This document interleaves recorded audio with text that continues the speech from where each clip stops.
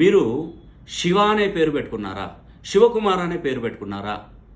ఇలాంటి శివకుమార్ అనే పేరు పెట్టుకున్నటువంటి వారికి ఎంత మంచి అదృష్టం అంటే అంత అదృష్టమే. కానీ ఎప్పటి నుండి లభిస్తుందంటే రేపు కార్తీక బుధ పౌర్ణమి నుండి ఈ ఎస్ అనే అక్షరంతో పేరు పెట్టుకున్నాడు. స్పెషల్లీగా ఆ పరమశివుని యొక్క పేరు పెట్టుకున్నటువంటి శివకుమార్ అనే పేరు పెట్టుకున్నటువంటి వారికి మంచి అదృష్ట యోగం కలగబోతుంది. నిజంగా శివ అనేటువంటి పేరు పెట్టుకున్నటువంటి వారు ఉవ్వెత్తున ఒక ఆకాశాన్ని ఎత్తినట్టే ఎత్తి మొత్తం డౌన్ఫాల్ అవుతారండి.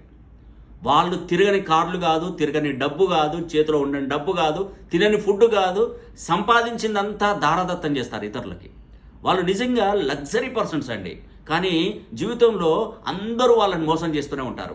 ఎవరు కూడా శివ అనే వ్యక్తి ఎప్పటికీ ఏ డబ్బు ఎవరికి ఇచ్చినా కూడా ఒక్క పైసా కూడా వాళ్ళ ఇంటికి రాదు, తిరిగి రాదండి. వీళ్ళకి ఏంటంటే ఉదార స్వభావం ఉంటుంది. ఎవరైనా కష్టాలలో ఉన్నారనుకోండి ఇమీడియట్గా జేబులో ఉన్నది తీసిస్తారు. కానీ వీళ్ళకి ఎవరైనా అవసరం వస్తే మాత్రం ఎవరు కూడా వీళ్ళ ముఖం కూడా చూడరు.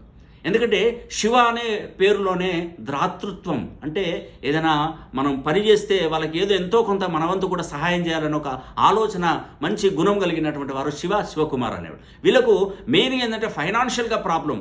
అసలు అన్నీ అనుభవిస్తారండి. అనుభవించి లాస్ట్కు జీరో అని మొత్తం కిందకి పడిపోతారు. ఒక 100 రూపాయలు భిక్షగాళ్ళు వచ్చినా కూడా వాళ్ళకు 100 కొద్ది సహాయం చేస్తుంటారు, దానం చేస్తుంటారు.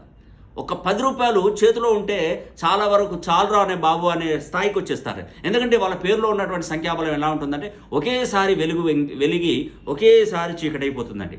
కాబట్టి శివ అనే పేరు, శివకుమార్ అనే పేరు పెట్టుకున్నటువంటి వారు ఒక్కసారైనా మీ పేరును మంచి సంఖ్యాబలంలోకి మార్చుకోండి. మీ డేట్ ఆఫ్ బర్త్ నాకు తెలియదు, మీ డేట్ ఆఫ్ బర్త్ తెలవాలి, డెస్టినీ నెంబర్ తెలవాలి, మీ రాశి నక్షత్ర లగ్నానికి మీ పేరు ఎన్ని డిగ్రీస్లో ఉందో తెలుసుకోవాలి. అలా తెలుసుకున్నప్పుడు మాత్రమే శివ అనే పేరుకు సరైన సంఖ్యాబలం జోడిస్తేనే మీరు మళ్ళీ పూర్వ వైభవం కూడా మీకు వస్తుంది. ఇది అక్షరాల నిజం, తథ్యం.